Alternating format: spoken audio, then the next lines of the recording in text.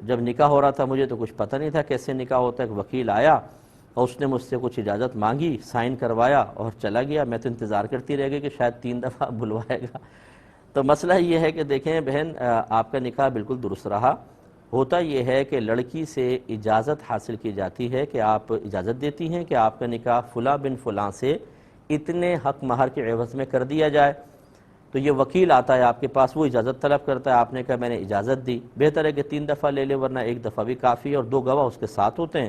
پھر وہ آپ سے سائن کروا کے چلے گئے ہوں گے.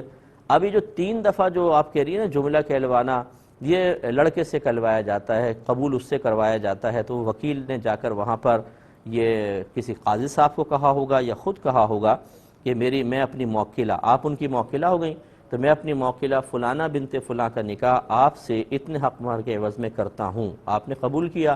لڑکا جواب میں کہے گا قبول کیا. اس طرح 3 دفعہ یہ جملہ بولیں گے, 3 دفعہ لڑکا قبول کرے گا. 1 دفعہ سے نکاح ہو جاتا ہے لیکن 3 دفعہ اچھا ہے کہہ لینا چاہیے, تو یہ پھر آپ کا نکاح کمپلیٹ. تو یہ آپ سے جو انہوں نے وکیل نے اجازت لی ہے وہ بالکل صحیح لی ہے. وہ ایسا نہیں ہے آپ لڑکے کا مقام نہیں تھی, کیونکہ یہ ہمارے اکثر رسم ہے. ورنہ یہ بھی ہو سکتا ہے پہلے لڑکے سے اجازت لے لیں اور لڑکی سے قبول کروائیں.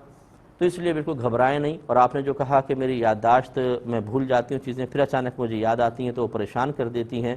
تو اسی طرح آپ کے نکاح کے معاملے کو 2-2.5 سال بعد, یا بلکہ 16 میں آپ نے کہا 2-2.5 سال بعد اچانک آپ کو یاد آیا اور آپ نے کہا یہ تو نکاح ایسا ہوا تھا, پتہ نہیں ہوا کہ نہیں ہوا, اور آپ گھبرا گئیں.